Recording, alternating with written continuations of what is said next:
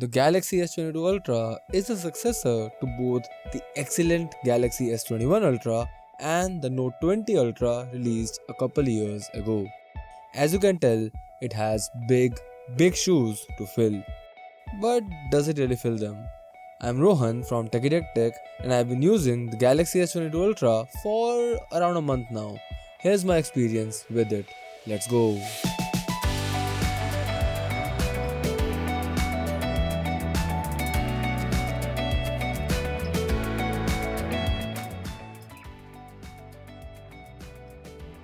One look at the Galaxy S22 Ultra and you can tell that this is more of a Galaxy Note than a Galaxy S phone.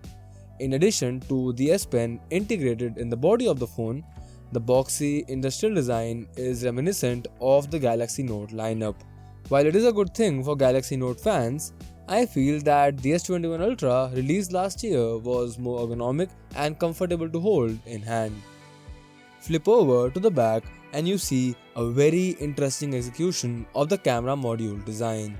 Instead of a single large camera island which houses all the cameras, Samsung has decided to just let each individual camera protrude out of the back glass of the phone. While it looks unique and very elegant, I think I still prefer the S21 Ultra's design over this one. A problem that I have been facing with this new design is that all the camera rings tend to accumulate a lot of dust and pocket lint, which means you'll either have to wipe your phone clean twice a day or just learn to ignore it. But overall, the Galaxy S22 Ultra feels and looks like a luxurious piece of technology with its satin textured back glass, curved front display and unique camera layout. It is thick, it is heavy, but the heft and the large size bring with it a sense of durability and premiumness. A definite overall win in terms of the aesthetic and design language. Now the display on the Galaxy S22 Ultra, as you would expect, is excellent. It is curved on both the edges, which some people love and some hate. I think it robs away some of the functionality but does make the phone stand out and look more premium. I did face some accidental touches because of the curved edges, but honestly, they were few and far between. The bigger problem for me was finding a proper screen protector since Samsung does not install one from the factory anymore. Terrible cost cutting on such an expensive smartphone. Now talking about the display quality, it is a QHD Plus 120Hz panel with stunning colors, excellent clarity and crisp details. It is an LTPO panel, which means that it varies the refresh rate based on your usage to preserve battery life. Samsung has been the industry leader in smartphone displays for quite some time now and it clearly shows. I have no complaints whatsoever when it comes to the core display quality, and if I was forced to change anything, I would maybe pick a flat panel over the curved one. But all in all, this is the best smartphone display you will find in the market right now. It is an absolute delight. Let's talk about the performance now. The Galaxy S22 Ultra, being the maxed out Samsung flagship, packs top tier components like the latest Snapdragon 8 Gen 1 chipset. For your everyday stuff like texting, social media, browsing the web, this phone is more than sufficiently powerful and almost always breezes through everything you throw at it. I have even used the split screen and the floating window functionality to use multiple apps simultaneously and faced no problems. But there are a few hiccups. There are times when the phone just freezes up and lags horribly for just 3-4 seconds before going back to normal again. I have had multiple tiny instances where the phone just lags randomly when scrolling or during an animation, only to regain composure quickly. I have also had 2 incidents where I was texting on WhatsApp and the phone just started to drop frames and freeze up. I had to restart the phone to solve this issue. Heat management is also a topic of concern, as I have often felt that this phone warms up after simple continuous usage sessions of 20 minutes or so. And I'm not talking about 20 minutes of gaming or intense usage, I'm talking about 20 minutes of regular usage like texting or browsing the web. Now, to be honest, despite all these problems, I'm not very worried because I faced the exact same problems last year with the Snapdragon 888 and the Exynos 2100 on a variety of different Android smartphones. But over time, all these phones were fixed with subsequent software patches. And I'm optimistic that Samsung will do the same. They'll release a bunch of software updates and all of these issues will eventually be ironed out. Moving on, let's talk a bit about the gaming experience. Now, I am a casual smartphone gamer at best and I faced absolutely no problems while gaming on this phone. Heavy graphic intensive games like Wordle and Candy Crush ran just fine with no throttling and frame drops. But jokes apart, for a casual gamer like me, this phone performs as expected. For hardcore gamers, however, the story is a bit different. See, I tried graphic intensive games like PUBG and Asphalt 9 Legends. While the games ran great, I did feel that they had not been optimized for this newer, more powerful chipset yet because the experience felt no different from 1 or even 2-year-old flagship chipsets. With more optimization in the future, I am confident that the performance and the graphic quality will improve on newer, more powerful phones like this one. Talking about the software, the Galaxy S22 Ultra comes with Android 12 out of the box with Samsung's OneUI 4.1 overlay on top. Even though the phone comes with a lot of preloaded stuff, most of what you don't need can be uninstalled or disabled. Overall, OneUI 4.1 provides a very polished and refined software experience. It takes its time with all the transitions and animations moving at a somewhat relaxed pace. Now, apart from the few glitches and the slowdowns I discussed previously in this video, I have had no problems with OneUI and it remains my Android skin of choice. Another significant win with Samsung flagships is future software support. Now, Samsung has promised 5 years of security updates and 4 years of software updates for their flagship Galaxy devices. This means that the Galaxy S22 Ultra has the best future software support of any Android smartphone in the market right now. That includes Google's own Pixel 6 lineup. That's a huge win for longevity in my opinion. Moving on, let's talk about the cameras.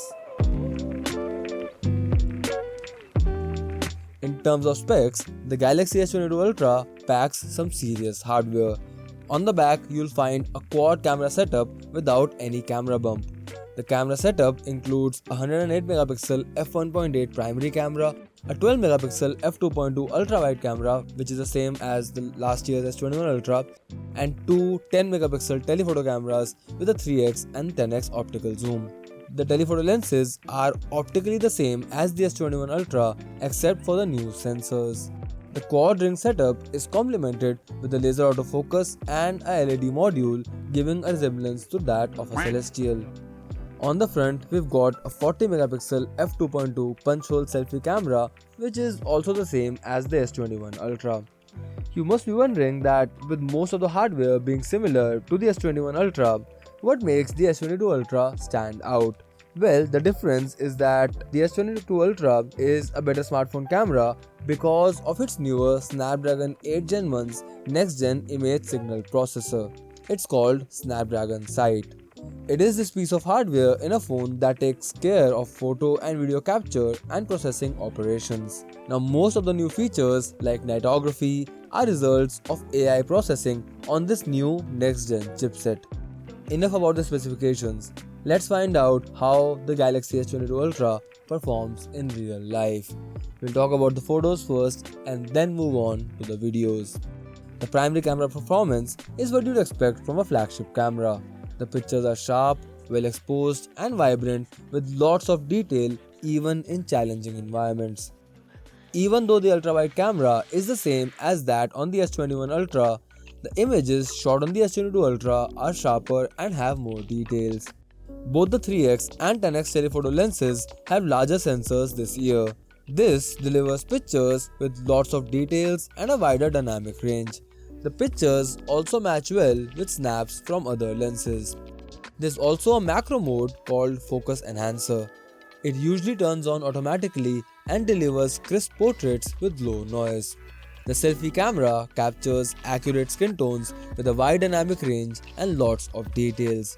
We tested it during the brightest days and the results were simply amazing.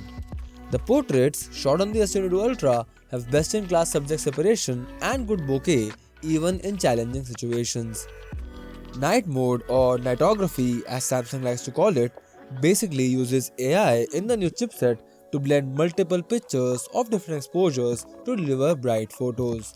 As a result, the pictures have optimal highlights and well-developed shadows with less noise.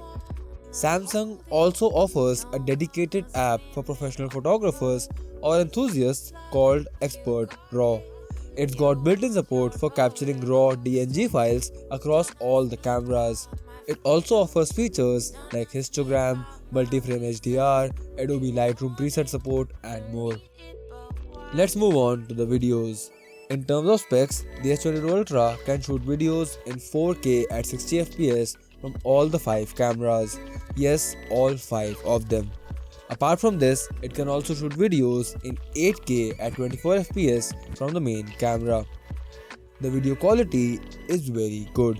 The videos are sharp, have plenty of details and have excellent color reproduction across different lenses. The S22 Ultra also offers HDR10 Plus support and video tracking focus and stabilization. The Galaxy S22 Ultra offers everything you need in a smartphone camera. It's got best-in-class hardware backed by a feature-rich app. The only caveat is that the S22 Ultra's camera app needs optimization. It is riddled with bugs like overheating, artifacts, shutter lag and focus issues. Based on Samsung's past record, these bugs will get ironed out pretty soon for sure. However, it is still annoying that so many bugs exist in the first place on an expensive flagship like the S22 Ultra.